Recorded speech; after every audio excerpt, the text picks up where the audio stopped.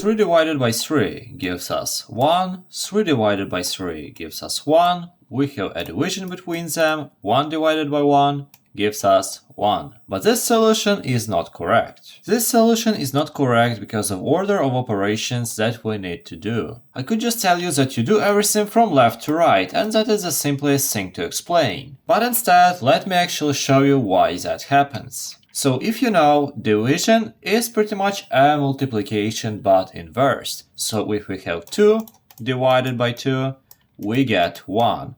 But if instead we multiply this 1 by 2 now, we'll get 2. We returned to the same 2. So they are opposite. And as they are opposite, there is a rule that allows us to turn a regular multiplication into division. All you need to do is to use some fractions. We can divide by a fraction, 1 over b.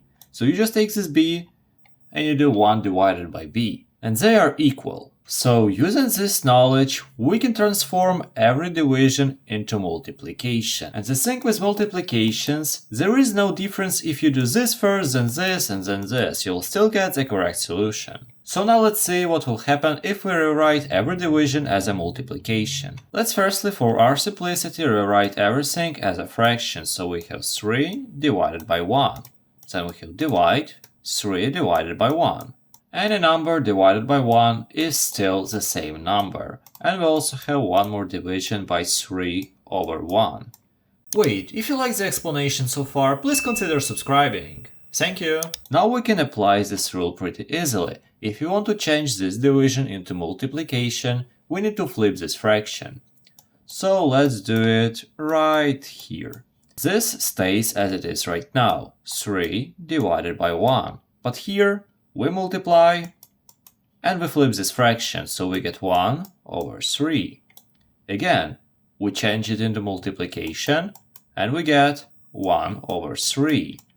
And one more time the same thing, we flip the fraction. And now we get this expression, and there is no difference on which operation we do first. So now let's multiply the fractions. It's pretty simple. If you want to multiply the fractions, you multiply each numerator and each denominator. So 3 times 1 times 1 times 1 will still give us 3.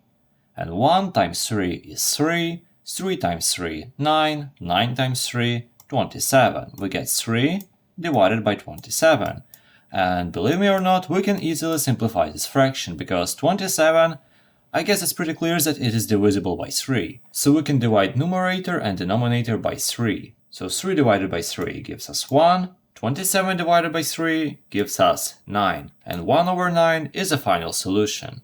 If you want to test your knowledge with the same kind of problems, watch this video next and try to solve it. I'm sure you got it. But for now, have a nice day!